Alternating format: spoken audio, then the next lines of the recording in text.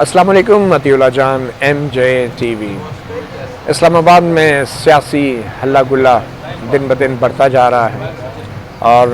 अदम एतमाद की तहरीक के ऊपर अपोजिशन जमातों का एतमाद भी उसी रफ्तार से बढ़ रहा है। जो जो वक्त गुज़र रहा है यूँ लग रहा है कि हुक्मरान जमात पाकिस्तान तहरीक इंसाफ उसकी परेशानियों में भी इजाफ़ा हो रहा है, क्योंकि उसके जो इत्तेहादी जमातें थी उनकी तरफ से कुछ ऐसे इशारे मिल रहे हैं कि शायद वो जो कहते हैं कि हमसे पहली सी मोहब्बत मेरे महबूब न मांग, इत्तेहादी जमातों की तरफ से शायद तहरीक इंसाफ को अब यही पैगाम दिया जा रहा है। आज की अहम तरीन बात, तारीख़ मुकर्रर हो गई है। जी हाँ, उसे आप रुखसती की तारीख़ कहें या कुछ भी कहें, मगर 28 मार्च की तारीख़ मुकर्रर हुई है अदम एतमाद की तहरीक पर वोटिंग के लिए। अब इस तारीख़ के कुछ आइनी और कानूनी पहलू भी हैं कि जब 8 मार्च को अदम एतमाद की तहरीक का नोटिस दिया गया और उसके लिए असम्बली का इजलास बुलाने के लिए रिक्वेजिशन दी गई, तो आइन के तहत 14 दिनों के अंदर यानी 22 तारीख तक असम्बली का इजलास बुलाया जा सकता था।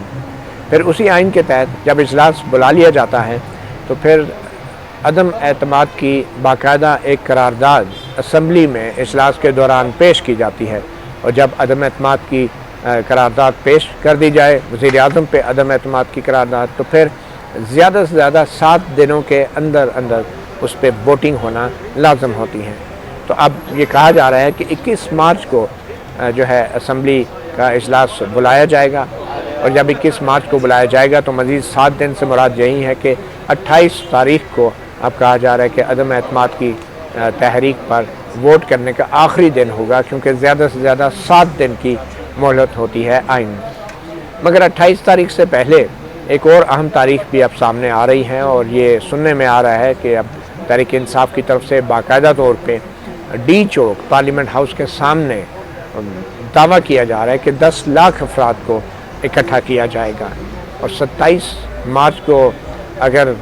चंद हज़ार लोग या लाख लोग या 50,000 या चंद लाख लोग भी आ गए तो यकीनन ये बहुत बड़ा एक इवेंट होगा। कुछ लोगों को ये ख़दशा है कि शायद ये मामला कशीदगी की तरफ जाएगा, लड़ाई झगड़ा भी हो सकता है, क्योंकि अपोजिशन जमातों की तरफ से भी ये दावा किया जा रहा है कि वो भी 27 मार्च को अपने लोग इस्लामाबाद में ही बुलाएंगे। अब देखना ये है कि हुक्मरान जमात तहरीक इंसाफ अगर डी चौक पे जलसा कर रही हैं तो फिर अपोजिशन जमातें भी उस तारीख़ को ज़रूर यहाँ पे इकट्ठा होने की कोशिश करेंगी। तो फ़ैसला किसने करना है कि यहाँ पे कौन जलसा करेगा, कितने बजे करेगा और कब तक करेगा, ये फ़ैसला इस्लामाबाद की इंतज़ामिया ने करना है। और जहाँ तक PTI का ताल्लुक़ है, PTI हुकूमत नहीं है, हुक्मरान जमात ज़रूर है। इस्लामाबाद इंतज़ामिया को अपोजिशन जमातों और हुक्मरान जमात दोनों के साथ बराबर का सलूक करना होगा, और दोनों को अगर इजाज़त मिलती है यहाँ डी चौक में जलसा जुलूस करने की,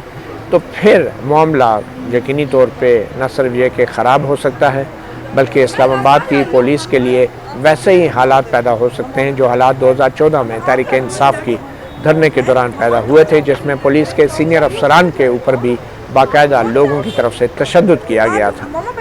तो ये सूरत हाल बड़ी ही कशीदा हो रही है, कशीदगी की तरफ जा भी रही है। और जैसे मैंने पहले कहा था कि इस तमाम कशीदगी से बचने का हल जो है वो चंद सियासी जमातों के पास है, शायद बड़ी जमातों के पास नहीं, मगर जो छोटी जमातें और ख़ास तौर पे जो हुक्मरान जमात की इत्तेहादी जमातें हैं, अगर आज मुस्लिम लीग काफ या MQM या बलूचिस्तान अवामी पार्टी बाप जो है वो अपना हतमी फ़ैसला सुना दें कि वो तहरीक इंसाफ के साथ हैं या नहीं, तो सूरत हाल बहुत वाज़ेह हो जाएगी। अगर मिसाल के तौर पे मुस्लिम लीग काफ ये ऐलान करती हैं कि वो अपोजिशन जमातों का साथ देगी, या MQM ये ऐलान करते हैं, तो फिर शायद 27 मार्च को जो इमरान खान अपने हजूम के ज़रिए अपने अरकान को दबाव में लेकर अपनी पार्टी के ख़िलाफ़ वोट करने से रोकने की जो कोशिश कर रहे हैं, शायद फिर उसकी ज़रूरत भी ना पड़े, और इत्तेहादियों का अगर ऐलान हो गया वाज़ेह तौर पे और ठोस तौर पे कि वो अपोजिशन का साथ देंगे, तो फिर शायद इमरान खान के लिए उस तरफ जाना मुमकिन ही नहीं होगा कि जिसमें वो फ़िज़िकली अपने अरकान को डराएंगे या धमकाएंगे या उन्हें असम्बली हॉल में जाने से रोकेंगे। اور اسمبلی ہال میں جانا کیوں مسئلہ ہے حکمران جماعت کے اراکین کا؟ کیونکہ حکمران جماعت نے یہ اعلان کر رکھا ہے کہ عدم اعتماد کے تحریک کے اوپر ووٹ والے دن وہ تحریک انصاف کے جتنے بھی اراکین قومی اسمبلی ہیں ان کو اسمبلی میں جانے کی اجازت نہیں ہوگی۔ ویسے بھی اصولی طور پہ جو اپوزیشن جماعتیں یا جو بھی جماعت کوئی تحریک جمع کراتی ہے اس پہ ووٹنگ چاہتی ہیں تو پھر یہ اس کی ذمہ داری ہوتی ہے کہ وہ اتنے اراکین کو اسمبلی میں لائے اور اپنے جو اراکین ہیں ان کی تعداد کو ثابت کرے کہ وہ اکثریت میں ہیں۔ تو اس لیے حکمران جماعت کے اراکین کا وہاں جانا ضروری ہی نہیں، اور یہ بھی خوف ہے حکمران جماعت کو کہ شاید جو جہانگیر ترین گروپ کے لوگ ہیں، جو علیم خان گروپ کے لوگ ہیں تحریک انصاف حکمران جماعت کے اندر، اگر ان کو جانے کی اجازت مل گئی قومی اسمبلی میں عدم اعتماد کے ووٹ والے دن تو ممکن ہے کہ وہ پھر وزیر اعظم کے خلاف ووٹ ڈال دیں۔ تو اس لیے ایک دباؤ بنانے کے لیے تحریک انصاف کے جو اراکین، جو ناراض اراکین ہیں ترین گروپ کے یا علیم خان گروپ کے، ان کے اوپر پریشر بڑھانے کے لیے 27 مارچ کو ایک بہت بڑی ریلی کا اعلان بھی کیا گیا ہے۔ اور پھر فواد چودھری تو یہ بھی کہتے سنے گئے ہیں کہ جو بھی رکن قومی اسمبلی ہال میں جائے گا عدم اعتماد کی ووٹ والے دن تو وہ اس ہجوم کے بیچ میں سے گزر کے ہی اس کو جانا پڑے گا۔ اور ساتھ ہی ہم دیکھ رہے ہیں کہ ایک اور وزیر موصوف جو ہیں وہ ٹیلی ویژن پہ تقریر کے دوران وہ کہہ رہے ہیں کہ وہ تو خودکش بمبار بننا چاہ رہے ہیں، ان ملک دشمنوں اسلام دشمنوں کے خلاف وہ بم بن کے پھٹنا چاہ رہے ہیں۔ تو اب یہ وہ تمام دھمکی آمیز رویے ہیں جو کہ حکمران جماعت کی طرف سے دکھائے جا رہے ہیں، اور ان کا ہدف ان کے اپنے وہ لوگ ہیں جن کو ہم ترین گروپ کے اراکین اسمبلی یا علیم خان گروپ کے اراکین اسمبلی کہہ سکتے ہیں۔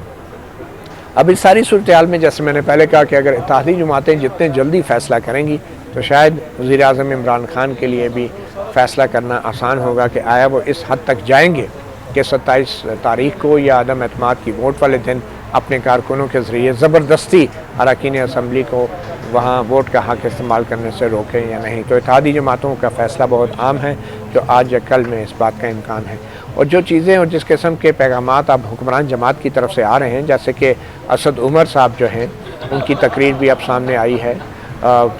تحریک انصاف کے جو رہنما ہیں انہوں نے یہ کہا ہے کہ چھوٹی چھوٹی ضلعی لیول کی جماعتیں جو ہیں وہ بھی بلیک میل کر رہی ہیں۔ پنجاب کی طرف ان کا اشارہ تھا وزارت اعلیٰ کی کرسی کے لیے، اور وہاں پہ جو پنجاب میں جو وزارت اعلیٰ کے امیدوار ہیں وہ ابھی تک تو مسلم لیگ کافی سامنے آئی ہے جس کے سربراہ چودھری پرویز الہی اس وقت پی ٹی آئی کے اتحادی ہیں ابھی تک آج تک، اور وہ اسپیکر پنجاب اسمبلی بھی ہیں۔ تو اس طرح کے جو پیغامات آ رہے ہیں اور کچھ ناراضگی کا اظہار بھی بڑے کھلم کھلا الفاظ میں ہو رہا ہے، تو اس سے یوں لگتا ہے کہ اب اتحادی جماعتیں بہت جلد ہی کچھ نہ کچھ فیصلہ ضرور کریں گی۔ اب اس ساری صورتحال میں جو سب سے اہم بات یہ ہے کہ کیا رد عمل ہو سکتا ہے اگر عمران خان کو عدم اعتماد کے ووٹ کے ذریعے ہٹا دیا جاتا ہے تو ان کا کیا رد عمل ہوگا؟ یہ بڑا ہی مشکل ہے اس چیز کو پریڈکٹ کرنا، مگر اگر عمران خان نے تحمل کا مظاہرہ نہیں کیا، اور جیسا کہ ابھی مختلف تقاریر میں وہ بہت سخت زبان بھی استعمال کرتے رہے ہیں، بلکہ آرمی چیف کے ساتھ اپنی ہونے والی ایک گفتگو کا بھی انہوں نے تقریر میں حوالہ دے دیا، تو اگر اسی طرح مزید کچھ حوالے وزیر اعظم عمران خان نے عدم اعتماد کی تحریک کامیاب ہونے کے بعد دی ہے یا اپنی تقریر میں کچھ مزید ایسی باتیں کی تو بڑی ہی سبکی ہوگی ان اداروں کی بھی یقینی طور پہ جو خود کو اب نیوٹرل کہہ رہے ہیں، مگر کیا ادارے اس چیز کے لیے تیار ہیں؟ اور یہ سب رد عمل تو آئے گا ڈی چوک کے اوپر ہی۔ 27 کو ریلی ہے، 28 کو عدم اعتماد پہ ووٹ ہے، تو عدم اعتماد کے ووٹ کا نتیجہ تو بڑی جلدی آ جاتا ہے کیونکہ اسمبلی ہال کے اندر تمام ممبران شو آف ہینڈ کے ساتھ اور الگ الگ سائٹ پہ جا کے وہ اپنا اظہار کر دیتے ہیں۔ تو اس کے بعد عمران خان کی طرف سے یہ توقع کی جا سکتی ہے کہ وہ ڈی چوک میں آ کے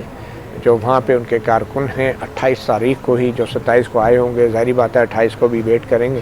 تو ان سے کچھ خطاب کریں، اور وہ بڑی ہی ان کے سیاسی کیریئر کی ایک اہم تقریر ہو سکتی ہے۔ اور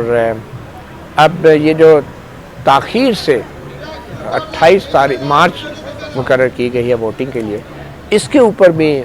ایک تجزیہ یہ لوگ کر رہے ہیں کہ اگر وزیر اعظم عمران خان کو اپنی حکمران جماعت کی صفوں کے اتحاد پر اتنا ہی یقین تھا تو وہ اتنا دیر کا وقت کبھی نہ دیتے. آج 14 تاریخ ہے، 16-17 کو اجلاس بلا لیتے اور 2-3 دن میں اعتماد کی ووٹ کا کر لیتے. تو جہاں تک وزراء خارجہ کی OIC کی کانفرنس کا تعلق ہے، وہ تو 23 مارچ کو اگر رکھی ہے انہوں نے تو وہ کوئی بھی کر سکتا تھا، مگر شاید وہ 23 مارچ کا جو ایونٹ ہے اس پہ بھی وزیر اعظم تو خیر چیف گیسٹ نہیں، صدر ہوتا ہے 23 مارچ کے ایونٹ پہ، مگر وہ بھی ان کے لیے اہم ہے اور باہر سے ڈگنیٹریز بھی آئے ہوئے ہیں، تو شاید اس وجہ سے بھی انہوں نے تاخیر سے وقت رکھا. دوسری تھیوری یہ ہے کہ انہوں نے تاخیر سے یہ 28 مارچ اس لیے رکھی کہ ان کو مزید وقت مل جائے اپنے اتحادیوں کو منانے کے لیے. اور ابھی کچھ دیر پہلے ہی یہ بیان بھی آیا ہے کہ وزیر اعظم عمران خان دوبارہ اپنے اتحادیوں سے رابطہ کریں گے. اب وہ دوبارہ اتحادیوں سے رابطہ ایک حکمران جماعت کو کیوں کرنا پڑ رہا ہے، اس کی وجہ بھی صاف ظاہر ہے. اب سوال یہ پیدا ہوتا ہے کہ جب ووٹ آف نو کانفیڈنس اگر کامیاب ہو جاتا ہے تو کیا ہوگا، اور اگر نہیں کامیاب ہوتا تو کیا ہوگا. پہلے ہم بات کرتے ہیں کہ اگر ووٹ آف کانفیڈنس کامیاب نہیں ہوتا، اگر ووٹ آف کانفیڈنس کامیاب نہیں ہوتا تو مسلم لیگ نون کے جو صدر ہیں شہباز شریف، ان کا جو ایک بیانیہ ہے جس کو مفاہمت کے بیانیے سے جوڑا جاتا ہے، اس کو شدید دھچکا پہنچے گا. اور شہباز شریف اپنے سیاسی کیریئر کا ایک بہت بڑا جوا کھیل رہے ہیں، اور اگر شہباز شریف عدم اعتماد کی اس تحریک میں ناکام ہوتے ہیں کسی بھی وجہ سے، تو پھر جو مفاہمت کا بیانیہ ہے، شہباز شریف کا بیانیہ ہے، وہ بھی پھر عوام کی نظر میں ناکام ہوگا. اور شہباز شریف اصولی طور پہ پھر ان کے لیے پارٹی کی صدارت کو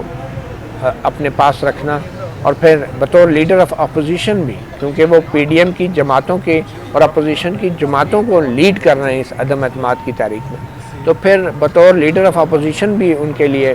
اسمبلی میں رہنا مشکل ہوگا. تو سیدھی سی بات ہے، اگر یہ اتنا بڑا عدم اعتماد کی تحریک کا جو مقابلہ ہے، اگر اس میں شہباز شریف کو شکست ہوتی ہے بطور لیڈر آف دی اپوزیشن اور بطور امیدوار آئندہ پرائم منسٹر، تو پھر ان کو پارٹی کی صدارت کا عہدہ بھی اصولی طور پہ چھوڑنا پڑے گا اور لیڈر آف دی اپوزیشن کا عہدہ بھی ان کو اصولی طور پہ چھوڑنا پڑے گا. تو ان کی جگہ پھر کون آئے گا؟ ان کی جگہ پھر ایک دوسرا بیانیہ آئے گا، کیونکہ واضح طور پہ شہباز شریف کا مفاہمت کا بیانیہ ناکام ہو چکا ہوگا. تو ان کی جگہ جو بیانیہ آئے گا وہ پھر مریم نواز کا اور نواز شریف کا بیانیہ ہوگا، اور نواز شریف اور مریم نواز کا بیانیہ واضح ہے. اس عدم اعتماد کی تحریک کی ناکامی کی صورت میں مزید 6 مہینے تک عدم اعتماد کی تحریک نہیں لائی جا سکے گی. اور یہ 6 مہینے مسلم لیگ نون کیسے گزارے گی، اپوزیشن کیسے گزاریں گی؟ ظاہری بات ہے پھر وہ شہباز شریف والے بیانیے کے ساتھ مزید 6 مہینے تو کوئی نہیں گزارے گا. پھر مریم نواز کو قیادت سنبھالنی پڑے گی، اور یہ سیاسی طور پہ میں سمجھتا ہوں ان قوتوں کے لیے بہت بڑا چیلنج ہوگا جو خود کو اب نیوٹرل کہہ رہی ہیں اور جو شہباز شریف کے مفاہمتی بیانیے کو پروموٹ کرتی رہی ہیں. تو آنے والا وقت جو ہے صرف یہ نہیں کہ نون لیگ یا اپوزیشن جماعتوں کے لیے عدم اعتماد کی تحریک کی کامیابی بہت لازمی ہے، اسٹیبلشمنٹ کے لیے بھی شاید یہ بہت اہم ہے کہ عدم اعتماد کی تحریک کامیاب ہو. گو کہ وہ جیسے وہ کہہ رہے ہیں اب نیوٹرل ہیں، مگر ان کی نیوٹرلٹی جو ہے جیسے میں پہلے ویلاگ میں بتا چکا ہوں، وہ کوئی ان کے اصول نہیں بلکہ مجبوری ہے اور ایک حکمت عملی ہے. یہ ایک اسٹریٹجک ریٹریٹ ہے، یہ ایک حکمت عملی کے تحت جس کو کہتے ہیں کہ پہاڑی سے اترا جا رہا ہے. یہ ضروری نہیں کہ وہ اپنی غلطی تسلیم کر کے اس پہاڑی چوٹیوں کو سے دستبردار ہو رہے ہیں جن اقتدار کی چوٹیوں پہ وہ طویل عرصے سے قابض تھے. تو یہ ایک صورتحال ہے کہ اگر عدم اعتماد کی تحریک جو ہے وہ ناکام ہوتی ہے تو پھر اپوزیشن جماعتوں کے لیے اور خاص طور پہ مسلم لیگ نون کی قیادت کے لیے بہت بڑے بڑے فیصلے کرنا ہوں گے. اور دوسری صورت میں اگر عدم اعتماد کی تحریک کامیاب ہوتی ہے تو پھر کیا الیکشنز فوری طور پہ کرائے جائیں گے؟ اور اگر عدم اعتماد کی تحریک کی کامیابی میں اتحادیوں کا بھی ہاتھ ہے اور اتحادیوں کی یہ توقع ہے کہ پنجاب کے اندر یا دوسری جگہوں پہ وہ مزید 1 سال تک جو ہے وزارت اعلیٰ کے مزے لیں گے یا اقتدار میں رہیں گے تو پھر اس کے اوپر بھی کوئی نہ کوئی جلد فیصلہ کرنا ضروری ہوگا، کیونکہ جتنا طویل عرصہ عدم اعتماد کی تحریک کی کامیابی کے بعد نئے وزیر اعظم یا نون لیگ کے وزیر اعظم اقتدار میں رہیں گے، وہ تمام گناہ، وہ تمام ناکامیاں اور معاشی اور محاذ کے اوپر جتنی بھی جس کو کہتے ہیں ناکامیوں کے ہار ہیں، وہ پھر نون لیگ کے وزیر اعظم کو اپنے گلے میں ڈالنے پڑیں گے۔ جو چیز 3 سال میں نہیں ہو سکی یقینی طور پہ کوئی شہباز شریف یا کوئی بھی وزیر اعظم 1 سال میں نہیں کر سکے گا، تو اس کے اوپر بھی پھر نون لیگ کو یقیناً فیصلہ کرنا ہوگا۔ اور اس بات کا امکان ہے کہ جو بھی نیا وزیر اعظم آئے گا عدم اعتماد کی تحریک کی کامیابی کی صورت میں، تو وہ جلد از جلد الیکشن کرانا چاہے گا، اور جلد از جلد الیکشن کرانا اس لیے بھی ضروری ہوگا کہ ایک بڑی ہی اہم تقرری بھی، بڑی اہم ایک اپوائنٹمنٹ بھی نومبر 2022 میں آ رہی ہے، وہ ہے آرمی چیف کی اپوائنٹمنٹ۔ اور آرمی چیف کی اپوائنٹمنٹ جب نومبر میں جو ڈیو ہوگی، اس کے لیے نئے آرمی چیف کے نام کا اعلان جو ہے وہ کم از کم سپٹمبر میں کرنا ضروری ہوگا۔ اور کیا سپٹمبر میں نئے آرمی چیف کا کرنے والا اعلان جو ہے کیا وہ ایک عبوری سیٹ اپ کا وزیر اعظم کرے گا، شہباز شریف کریں گے؟ اور کیا شہباز شریف سپٹمبر تک وزیر اعظم رہنا چاہیں گے، یا شہباز شریف فوری طور پہ نئے الیکشن کروائیں گے؟ اور نئے الیکشن اب اگر ہوتے ہیں تو ظاہری بات ہے جو بھی نیا وزیر اعظم ہوگا وہ اگر 1 مہینے کے اندر نئے الیکشن کی بات کرتا ہے تو پھر وہ جون میں وہ نئے الیکشن کی اعلان کر سکتے ہیں۔ 3 مہینے میں الیکشن سے مراد ہے کہ جون، جولائی اور اگست میں 3 مہینوں میں الیکشن ہو جائیں گے، اور پھر سپٹمبر میں جب نئے آرمی چیف کی تقرری کا وقت آئے گا یا نیا آرمی چیف کا نام دینے کا وقت آئے گا، تو اس وقت ایک فری اینڈ فیئر الیکشن کے بعد باقاعدہ نیا وزیر اعظم ملک میں ہوگا جس کی 5 سال مدت ہوگی، اور پھر وہ یہ فیصلہ کرے گا کہ نیا آرمی چیف کون ہوگا۔ ایک اور پہلو اس تمام عدم اعتماد کی تحریک کا یہ بھی ہے کہ شاید 28 مارچ کبھی آئے ہی نہ، اور شاید 27 مارچ کے دن بھی یہاں پہ لاکھوں لوگوں کو آنے کی ضرورت ہی نہ رہے۔ اس بات کا امکان تو ہے کہ 27 مارچ کو اگر یہاں پہ لوگ اکٹھے ہوتے ہیں تو عمران خان ان لوگوں سے خطاب کریں گے، اور یہ بہت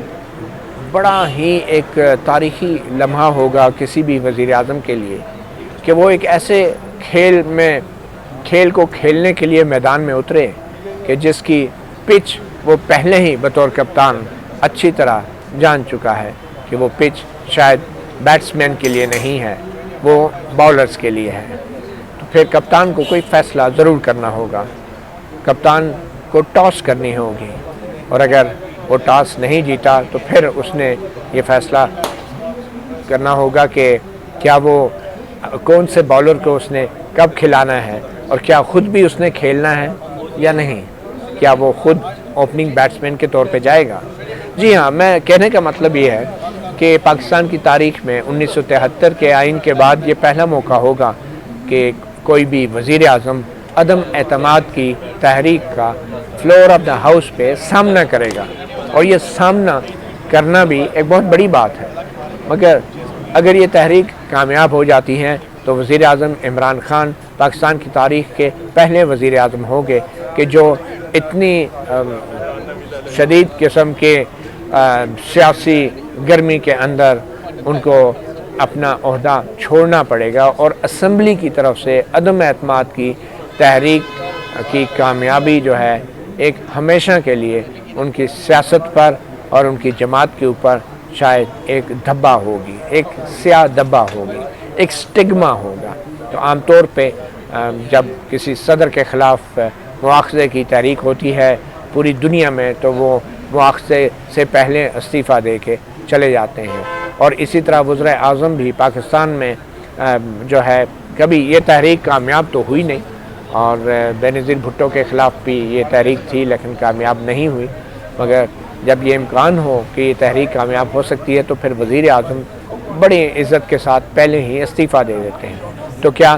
28 مارچ کو عدم اعتماد کی تحریک پر ووٹنگ سے ایک دن پہلے 27 مارچ کو وزیر اعظم پاکستان اپنی تقریر میں کوئی ایسا اعلان کر سکتے ہیں کہ جس کے بعد ان کو اس طرح کے عدم اعتماد کی تحریک کے اوپر ووٹنگ میں جانا ہی نہ پڑے،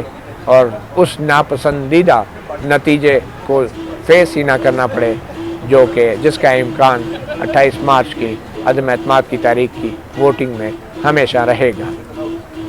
تو اس سے پہلے یہ بھی ایک امکان ہے کہ وزیر اعظم عمران خان لوگوں کے ایک بڑے ہجوم سے بڑی جذباتی تقریر کر کے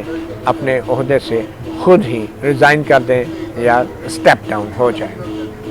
تو یہ وہ ایک ٹائم لائن ہے اور یہ وہ ایک ٹائم لائن کا جبر ہے جس کو اپوزیشن جماعتوں نے بھی فالو کرنا ہے، اسٹیبلشمنٹ نے بھی فالو کرنا ہے، تمام سیاسی جماعتوں نے فالو کرنا ہے۔ اس کے لیے ضروری ہے کہ جو کچھ بھی ہونا ہے اب وہ اس مارچ کے مہینے میں ہی ہونا ہے، اور اگر مارچ کے مہینے میں یہ سب کچھ نہیں ہوتا تو پھر یقینی طور پہ عمران خان صاحب جو ہیں جیسے انہوں نے کہا پھر وہ جو کریں گے اپوزیشن کے ساتھ، پھر اپوزیشن کو اس کے لیے بھی تیار ہونا چاہیے۔ معلوم نہیں وہ کیا کریں گے، مگر بظاہر ان کی تقریروں سے تو یہی لگتا ہے کہ وہ جو کچھ بھی کریں گے اس میں نقصان کسی اپوزیشن کی جماعت کے کسی سیاستدان سے زیادہ اس میں نقصان اس نظام کو بھی ہو سکتا ہے۔ مطیع اللہ جان، MJ TV سے اتنا ہی، اجازت دیجیے، اللہ حافظ۔